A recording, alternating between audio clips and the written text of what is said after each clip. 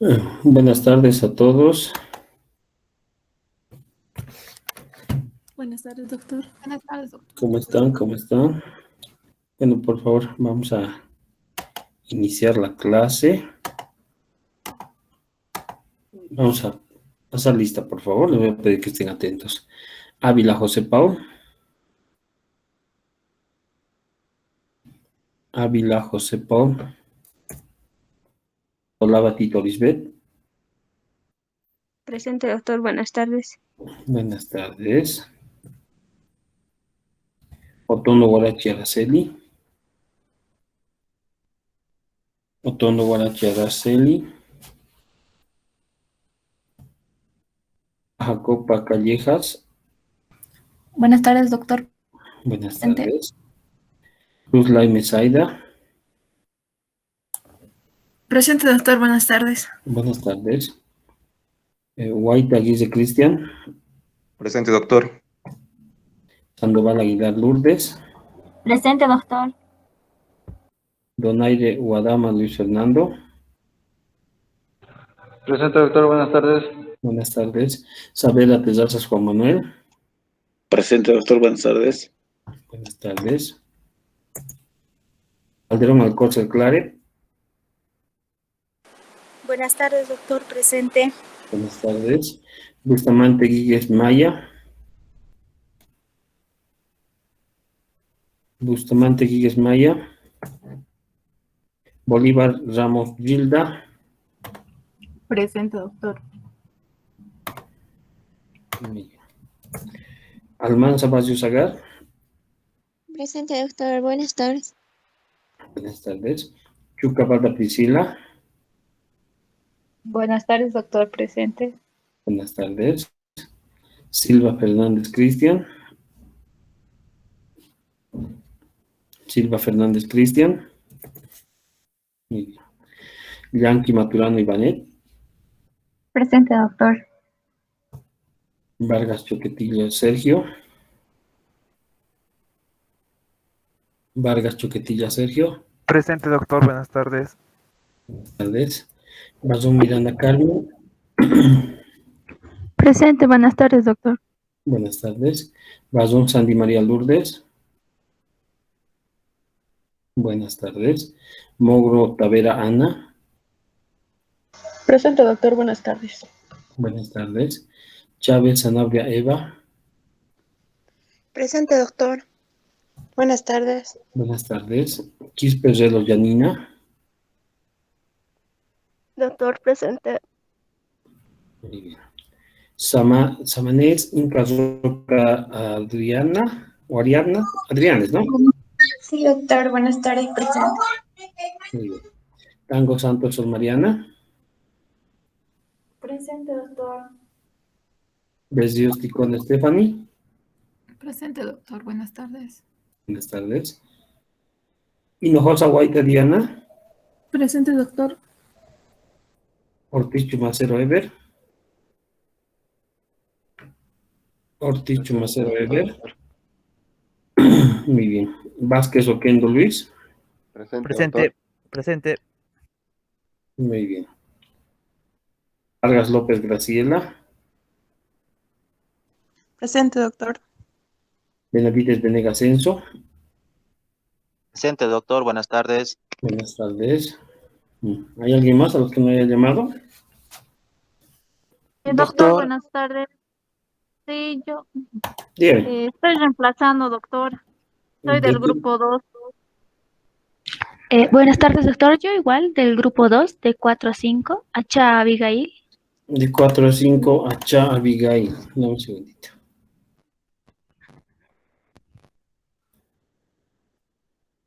De 4 a 5, seguro. Ay, ahora sí. De ayer. Ay, ya, dame un segundo. Entonces aquí está. Gracias. Yo también, doctor. Chávez Álvarez. Chávez. Álvarez Odalis, ¿no? Sí, doctor. Muy bien, ¿alguien más? Yo igual, doctor, de ayer, de 4 a Ya. 5, Basientos. Pacientes, dame un segundo. Muy bien. Gracias, doctor. ¿Quién más? Aquí están todos, ¿no? Muy bien. Si no hay nadie más, bueno, espero que hayan tenido un buen descanso pedagógico. Lógicamente, ya saben que, bueno, a partir de ahora prácticamente vamos a hacer el avance sin ningún pause. Ya, no nos queda mucho tiempo tampoco, son prácticamente 2 meses y medio, exageradamente 3 meses de avance de materia que vamos a tener. Entonces, no estamos tampoco tan atrasados como tal, pero sí vamos a ir viendo y tratando de avanzar lo más posible. Hoy día estoy un poquito resfriado, voy a pedir mil disculpas. Vamos a tratar de no extendernos hasta más de las 3 menos cuarto. Y la siguiente clase ya va a estar un poco más regular. Estoy un tanto con las amígdalas inflamadas y que no me está permitiendo poder hablar muy largo. Bueno, a ver, voy a iniciar compartiendo, denme un segundito. Ahora sí. Muy bien. Bueno, las clases pasadas, antes del descanso del receso pedagógico, ya fuimos viendo lo que son diferentes tipos de indicadores en razón de lo que son las razones, proporciones, algo de tasas, y que lógicamente nos corresponde ya entrar un poco más a profundidad a ver lo que son los indicadores, ya un tanto más, por decir así, indicadores hospitalarios, que lógicamente los indicadores hospitalarios también se aplican a un primer nivel o a un segundo nivel. Y bueno, sabemos muy bien que hay diferentes concepciones de lo que es indicadores, pero lógicamente todos tienen un objetivo, el cual, como pueden ver aquí, claramente indica, ¿no?, que son expresiones verbales o escritas que nos permiten medir la magnitud de una situación, de un evento. O también podemos decir que son instrumentos, igual, fíjense, que nos permiten medir el nivel o cambios de una determinada variable o característica en un determinado momento. También podemos decir que es la medición, ¿no?, cuantitativa de variables o condiciones determinadas a través de las cuales es posible entender y explicar la realidad de un fenómeno en particular y su evolución en el tiempo. O sea, haciendo un poquito de comparación, por decir así, a lo que estamos viviendo en este momento en relación a la pandemia, es que claramente ahí se puede hacer un análisis del uso y la aplicación de los indicadores, porque ustedes cada día deben estar escuchando, por ejemplo, cuál es la situación del COVID a nivel mundial, a nivel nacional y a nivel departamental, en el departamento donde se encuentren ustedes. Entonces, todos los días recibimos reportes de casos nuevos, defunciones, total de casos. Entonces, todos estos son indicadores de morbilidad, de mortalidad, indicadores de letalidad. Y lógicamente, como bien dice en esta última parte, primero nos sirve ¿para qué? Para medir, ¿no ve? Estamos midiendo el nivel, los cambios que está produciendo esta patología en nuestra población. Vamos a poder ver también cuál es la realidad, cómo está actualmente, por ejemplo, a través de lo que es la tasa de incidencia de casos nuevos, incidencia de casos de COVID, por ejemplo. Estamos tratando de medir, estamos midiendo cuál la realidad como tal. Estamos tratando de ver también cuál es su evolución. ¿A qué me refiero con esto? Han debido escuchar ustedes en la tele, en la prensa o incluso en el internet, han podido ver seguramente en qué fase estamos del COVID en este momento.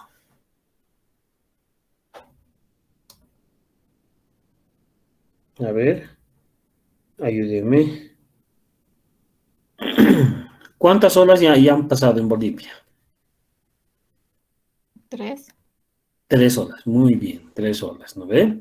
La primera, que prácticamente ha sido la que ha iniciado todo, que ha sido el año pasado, a principios de abril, mayo, sí, marzo prácticamente, abril, mayo, junio. Unas 4 olas, creo, doctor. Ya estamos en la 4ª ola. Estamos prestos para ingresar a la 4ª ola, pero en sí estamos en la fase de descenso, de declive, de lo que es de la 3ª ola. Pues ha habido una primera ola, no sé si se ve mi puntero, una primera ola. Mejor vamos a hacerlo un poco más gráfico, denme un segundito. Ahora sí, a ver. Denme un segundo, vamos a ver ahorita. Voy a hacerlo un poquito más gráfico para que ustedes se den cuenta. Ya. Ahora sí voy a compartir. Denme un segundo. Muy bien. Ahora sí. ¿Se está viendo mi hojita de Paint? Sí, ¿no ve? Sí, doctor. Muy bien. Entonces, ¿qué ocurre en el tema del COVID? Por ejemplo, teníamos una primera ola y en todas las olas hay una característica, que hay un periodo. Voy a buscar un color, ahora sí. Con este. Hay siempre una primera ola, que es la fase descendente, ¿ya? Donde lógicamente los casos van subiendo, van aumentando cada día. Llegamos a una fase de meseta. Tiene esta característica el COVID. Llega a una fase de meseta, donde hay un mantenimiento en los casos diarios que se notifican día a día. Hay un mantenimiento. Esta fase de meseta muchas veces puede ser corta o puede ser larga. Lo que nos ha ocurrido en esta 3ª fase ha sido una fase de meseta larga. Y hay un periodo de descenso, de declive, donde los casos van disminuyendo. Entonces, en esta fase hay un ascenso de casos, ¿ya? En esta hay un mantenimiento, ¿ya? Y en esta hay un descenso de casos, ¿ya? Entonces, ¿qué ocurre? Es que en este momento, por ejemplo, de la 3ª ola, estamos en esta fase, una fase de descenso, de declive, ¿ya? Donde cada día se van registrando menos y menos casos. Entonces, ¿esto para qué nos sirve o por qué nos sirve? Es que, como bien decían los indicadores, nos sirve para ver justamente y poder medir cuál es la magnitud del impacto de una determinada o de un determinado fenómeno, en este caso una enfermedad o la pandemia del COVID en la población. Puede ser población mundial, puede ser población departamental, población nacional, incluso en un solo municipio. Entonces podemos ver cuál es el impacto, la frecuencia de casos, cuál es el comportamiento de una determinada enfermedad, ¿ya? A lo largo de un determinado periodo de tiempo. Entonces, cada día nos dicen, ¿no ve? Casos nuevos, dice, casos nuevos. ¿Cuántos casos nuevos se han reportado a nivel de Bolivia, a nivel de Chuquisaca, a nivel nacional? Entonces, y la otra característica es que esta patología tiene esa característica de que concluye una ola, por decir así. Hay un periodo de estadía, de tranquilidad, de descenso, y para nuevamente volver a tener otra ola con una etapa de ascenso. Entonces hemos tenido una primera ola que tanto la meseta como el ascenso han sido bien sostenidos, y el descenso hemos logrado hacer de que sea un tanto más corto, ¿ya? Hemos tenido una segunda ola, que la segunda ola no ha sido tan larga, tan fuerte, por decir así, y se ha tenido un periodo de ascenso, un periodo de meseta y descenso, ha sido más cortito, así como está viendo la imagen. Hemos pasado recién la 3ª ola. La 3ª ola sí ha tenido un periodo de ascenso un tanto, no muy abrupto, por decir así, pero la meseta ha sido larga, y en Chuquisaca ha sido más larga todavía, que se ha mantenido la meseta, y a duras penas estamos logrando bajar. Fíjense, no baja así de manera de golpe, sino apenas está bajando, por ejemplo, en Chuquisaca, así.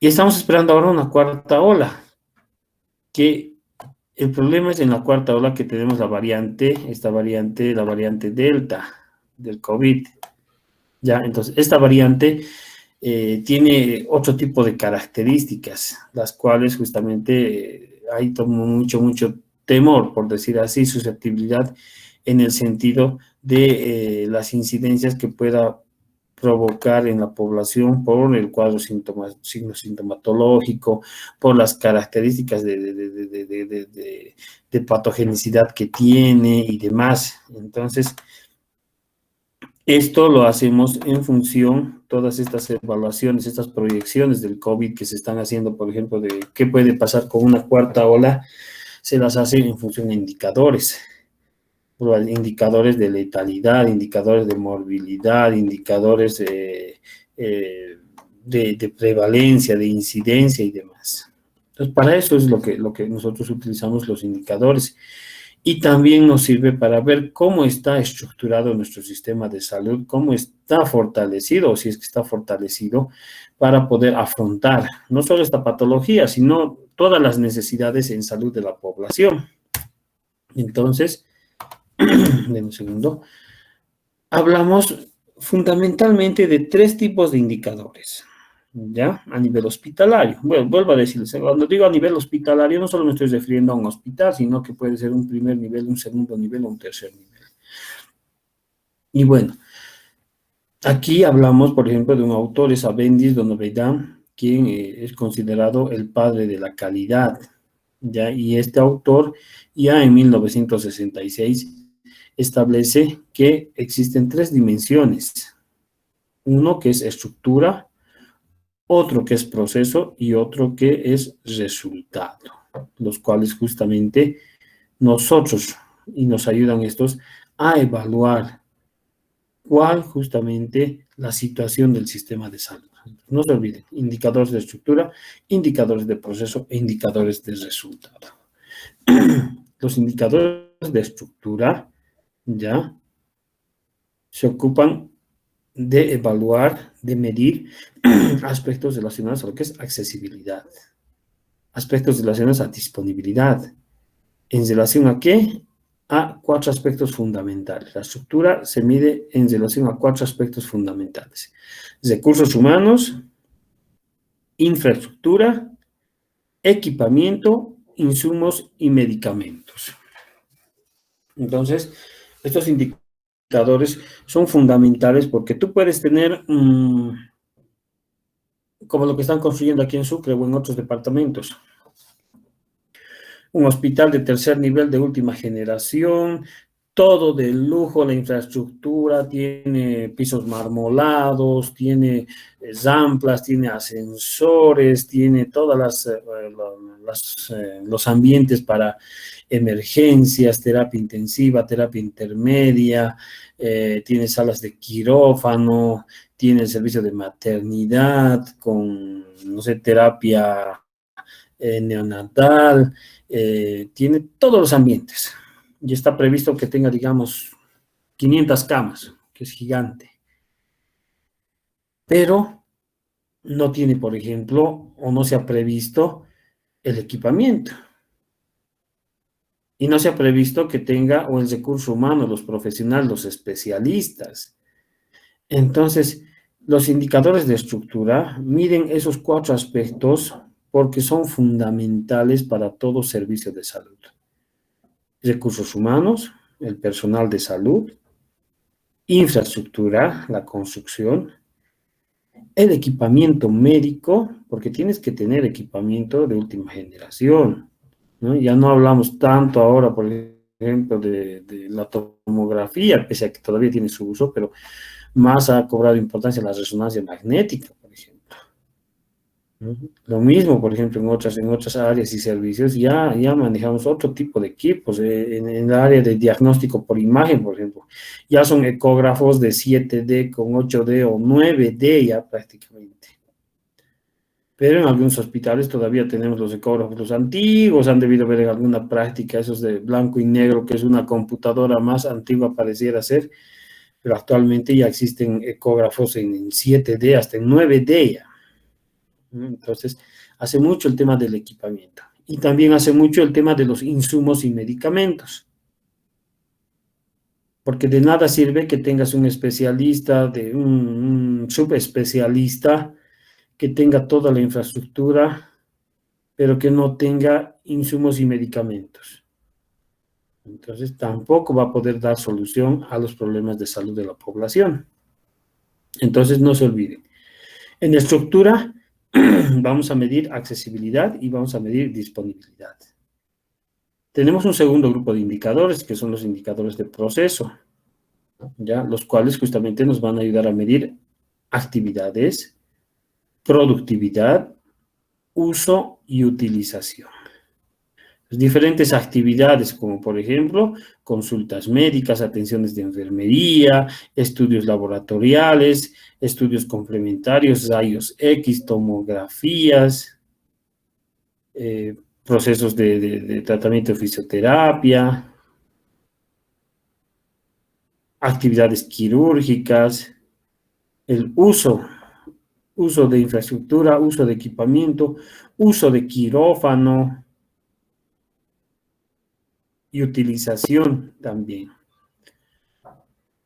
Y tenemos un tercer grupo que corresponde a los indicadores de resultado, los cuales comprenden cobertura, eficacia, eficiencia y efectividad.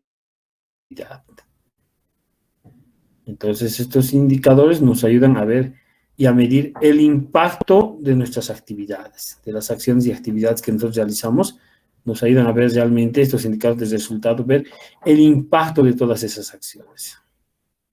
Sin ir lejos, por ejemplo, lo que está ocurriendo en el tema del COVID. En este momento, todos los países y los municipios ya han debido escuchar ustedes. Ya va a haber seguramente normativas más estrictas. ¿Para qué? Para obligar prácticamente o hacer de que la población se vacune contra el COVID. Entonces, eso es cobertura de vacunación. Cobertura. ¿Cuánto de mi población ya está cubierta o ha sido inmunizada con el tema de lo que es la vacuna del COVID, por ejemplo? No puede ser en este momento la vacuna del COVID obligatoria como tal, porque todavía seguimos, si ustedes han revisado alguna bibliografía, seguimos todavía en una fase experimental. Entonces, mientras no se supere esta fase experimental como tal, que es la fase 4, para que ingresemos, es que seguimos todavía en una fase experimental y en la cual todavía no podemos nosotros exigir u obligar a la población a que se vacune. Entonces, hay esos aspectos, pero que ciertamente lo que se está diciendo, por ejemplo, han debido escuchar esta mañana o ayer, desde el Ministerio de Salud incluso han indicado que la cuarta ola va a ser para las personas que no se han vacunado. Y es cierto. Si vamos, por ejemplo, a lo que es un análisis del impacto de las vacunas, por ejemplo, y de esta cobertura de vacunación, del 100% en esta tercera fase que han ingresado a terapia intensiva, un 98 a 99% no tenían vacunas o no estaban vacunados para el COVID. Y eso ha sido probado por especialistas, ha sido probado por datos del ministerio, en los cuales ellos, a través de los informes de la estadística que han recabado justamente de las unidades de terapia intensiva, está comprobado. Entre el 98 a 99% de los pacientes que han ingresado a terapia intensiva no tenían vacuna. Entonces, ¿eso qué te está demostrando? Que la vacuna, sea la vacuna china, la vacuna rusa, la Pfizer, la Johnson, cualquiera de las vacunas que han sido hasta ahora ya implementadas, brindan protección. Entonces, esos aspectos, esos indicadores de cobertura nos ayudan justamente a evaluar y a medir para ver qué resultado está teniendo las acciones, las actividades que nosotros estamos implementando. Aquí vamos a ver efectividad, vamos a ver eficiencia y eficacia, por ejemplo, de la vacuna. Bueno, un poquito más a detallar, perdón, los indicadores de estructura, como bien dice aquí, son todos los atributos materiales y organizacionales, ¿ya? También recursos humanos, recursos financieros, disponibles en los servicios de salud. Los indicadores de estructura describen el tipo y la cantidad de recursos utilizados por los servidores de salud para entregar sus servicios y prestaciones. Estos indicadores dan cuenta de la presencia de determinado número de profesionales, camas, insumos, equipamiento e infraestructura. ¿Ya? Entonces, esos son los 4 aspectos básicos de los indicadores de estructura. Y decíamos, también vamos a poder medir aquí aspectos relacionados con accesibilidad, también con disponibilidad. En el caso de accesibilidad, por ejemplo, un indicador dice tiempo de espera por citas, por hospitalización. Un segundito. Turnos quirúrgicos, pacientes rechazados, demandas no satisfechas. Atención médica o terapéutica. En disponibilidad vamos a ver número de médicos por cada determinada cantidad de habitantes. ¿Se acuerdan? Decíamos antes, creo que en nuestra última o penúltima clase, decíamos que, por ejemplo, este es un estándar que se trata de medir en diferentes países para ver cuál es la relación de médicos por cada 1000 habitantes. Pero ya les comentaba que, por ejemplo, hay países como México, aquí viendo lo que es el continente americano, México, por ejemplo, tiene un promedio de un médico por cada 730 habitantes. Imagínense, ha bajado incluso ese estándar de un médico por cada 1000 habitantes. También podemos ver la relación de enfermeras por cada médico, número de quirófanos por cada cama en cirugía, número de enfermeras por camas, por ejemplo. Sin ir lejos, la relación de enfermeras por cama. Aquí en Chuquisaca, por ejemplo, bueno, en Sucre específicamente, existe el Instituto Psicopedagógico, si es que alguien lo conoce. Ese Instituto Psicopedagógico cuenta con 100 camas hospitalarias. Y estas 100 camas están divididas en 3 unidades, uno que es pediatría, otro que es adolescentes y otro que es psiquiatría. Por si acaso, el psicopedagógico atiende o brinda atención a niños desde casi de 100 nacidos hasta menores de 19 años, que tengan justamente problemas, dificultades, patologías neurológicas, psiquiátricas, fisiátricas. Entonces, el psicopedagógico, como les decía, tiene un área de lo que es un servicio, una unidad de pediatría, una unidad de psiquiatría y una unidad de adolescentes. ¿Y qué ocurre? El estándar, por ejemplo, de enfermeras por cama es de 5 a 6 camas por cada enfermera. O sea, una enfermera máximo puede cubrir entre 5 a 6 camas. Ese es el estándar. Pero yendo a la realidad, por ejemplo, de este Instituto Psicopedagógico, su realidad es que existe y normalmente, sobre todo en los turnos nocturnos, existe una enfermera por cada 25 a 30 camas, imagínense. De estos 25 a 35 pacientes que están todos los días ahí en sus habitaciones, más de la mitad reciben medicación. Entonces la enfermera tiene que alistar desde las 3 de la tarde ya toda su medicación para ir administrándoles uno por uno. Complicado. Pero lógicamente estos indicadores, vuelvo a decir, nos sirven para evaluar la situación en salud de un servicio, de un municipio, de un departamento. Hablando de los indicadores de proceso, están referidos justamente ya a lo que nosotros como personal de salud realizamos, a las acciones, a las actividades de personal médico, personal de enfermería y demás, realizamos en función al paciente. La interrelación con las actividades de apoyo de diagnóstico que se cuenta. Entonces, los indicadores del proceso van a ir a medir todas las acciones, las actividades que nosotros realizamos en razón del paciente. Pueden ser atenciones médicas, pueden ser curaciones, pueden ser administración de inyectables, de sueros, antibióticos, puede ser también atenciones o estudios complementarios, laboratorios, rayos X, ecografía, atención en terapia. Entonces, indicadores de proceso van a medir todas estas acciones y actividades. Por ejemplo, lo que decíamos, número de consultas por mes, por especialidad, consultas nuevas, consultas repetidas, consultas realizadas por hora, ¿no?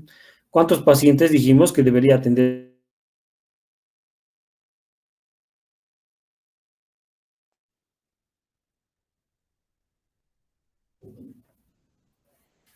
¿Se acuerdan cuántos pacientes puede atender un médico, dijimos, según estándar internacional? Nadie se han olvidado. 4 pacientes, doctor. Muy bien, según estándares internacionales, 4 pacientes. Muy bien. Pero ya decíamos, ¿no? Que hay muchos aspectos más de índole administrativo que los cuales un poco impiden y dificultan cumplir ese estándar, pero el estándar está establecido de que un médico debería atender 4 pacientes por hora, ¿no? Muy bien. Uso, por ejemplo, consultas prenatales en relación a embarazos esperados, consultas en pediatría, utilización de camas, por ejemplo, y demás indicadores que vamos a ir detallándolos un poco más adelante. Y tenemos el otro grupo, el tercer grupo, que es relacionado a los indicadores de resultado, ¿ya? Los cuales están referidos a la variación de los niveles de salud y a la satisfacción del paciente por la atención que recibe. ¿Ya? Entonces, aquí no se olvide que esto está referido justamente al grado de satisfacción del paciente, ¿ya? Y al hecho de que nosotros hayamos logrado una variación en su nivel o en su estado de salud. Decíamos cobertura, ¿ya? En cobertura puede entrar, por ejemplo, todo lo que es el programa ampliado de inmunización en relación a todo lo que son vacunas, son coberturas, ¿no? Y hay vacunas que son obligatorias, decíamos, por ejemplo, como la vacuna del sarampión, por ejemplo, la pentavalente, para viajar, por ejemplo, la vacuna de la fiebre amarilla, les piden a ciertos lugares. Perdón. Podemos ver también, en relación a eficacia, pacientes curados en relación a pacientes tratados por patología. Aunque es un poco complejo medir en ciertos tipos de especialidades esto, pero se puede. El número de pacientes curados, fíjense, en relación al total de pacientes tratados. Entonces, sobre todo esto se mide en procesos agudos, en patologías agudas. En patologías agudas puedes sacar este dato, es decir, cuántos pacientes han ingresado al servicio y cuántos se han ido relativamente sanos. Pero ya en patologías crónicas, por ejemplo, esto ya es un poco difícil de medir. Eficiencia, costos y gastos por consulta, por acto quirúrgico, por uso de cama, por día de hospitalización. ¿Cuánto creen que cuesta una noche en terapia intensiva para el paciente? ¿Han escuchado hablar? Unos 1.000 bolivianos. Exacto, muy bien. Hasta hace unos 2 o 3 años, el costo de terapia intensiva de un cubículo, de una cama en terapia intensiva, o de una unidad de terapia intensiva, tenía un costo de aproximadamente entre 900 a 1.200 bolivianos. Imagínense ese gasto. Y ahora con el COVID, por ejemplo, ¿qué ha ocurrido? Ya han debido escuchar ustedes, muchas clínicas privadas particulares u otros han hecho un buen negocio porque por una noche en terapia intensiva, en una unidad de terapia intensiva, cobraban entre 5.000 a 7.000 bolivianos. Imagínense. Entonces, que pase solamente 10 días en terapia intensiva en una clínica, no sé, en otra institución particular, son más de $10.000, ¿no? Entonces, es caro, es alto. Lógicamente también tiene sus justificativos. ¿Por qué? Porque si vas a tratar con pacientes COVID, tienes que en todo momento usar medidas de bioseguridad extremas, por decir así. Más si es en terapia intensiva. Tienes que estar totalmente protegido con todas las medidas de bioseguridad, los equipos, los procesos de desinfección. Todo tiene un costo específico. La efectividad e impacto. Ahí podemos hablar, por ejemplo, de lo que son las tasas de morbilidad, las tasas de mortalidad, las tasas de natalidad. ¿Ya? Entonces, no se olviden y vamos a ir desarrollándolos mucho más en cuanto a estos indicadores. Hablando de algunos estándares. Hay estándares, por ejemplo, para el tema de camas por habitante. Una norma internacional de la OMS dice que debería haber de 2.5 a 4 camas por cada 1.000 habitantes. Y esto va a ir variando en función a población. En poblaciones mayores a 100.000 habitantes debería haber de 4 a 4.7 camas por cada 1.000 habitantes. La distribución de camas por servicio. Medicina interna normalmente es el servicio que más camas hospitalarias tiene, por ejemplo. El porcentaje de ocupación de camas, otro dato importante.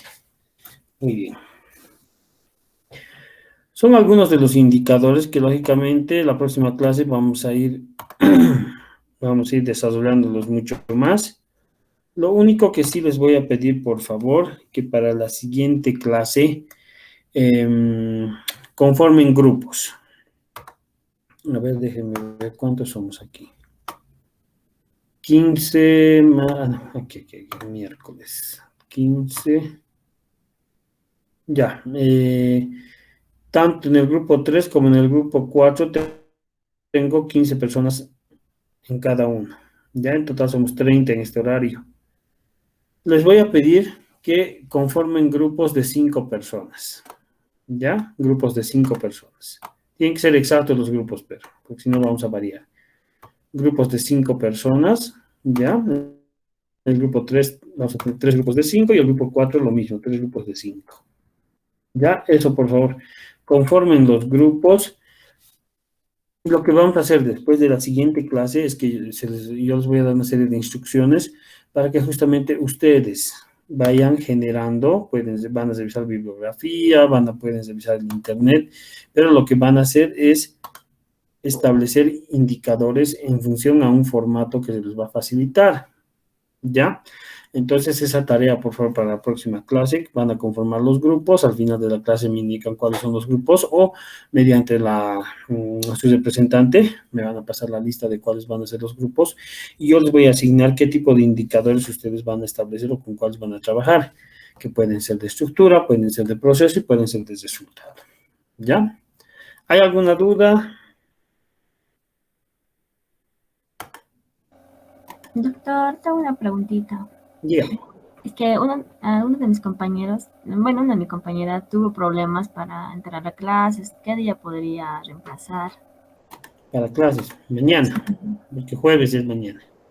¿En qué horario sería, doctor? Puede ser en el horario que tenemos de 4 a 5 o de 7 a 8. En cualquiera de los dos horarios. Gracias, doctor. ¿Ya? Que se contacte conmigo para que le mande el enlace.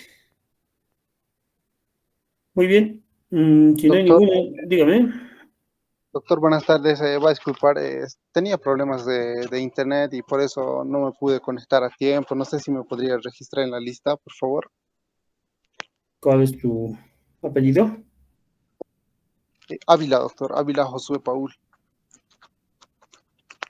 Ya, muy bien. Ya está. Muchas gracias, doctor.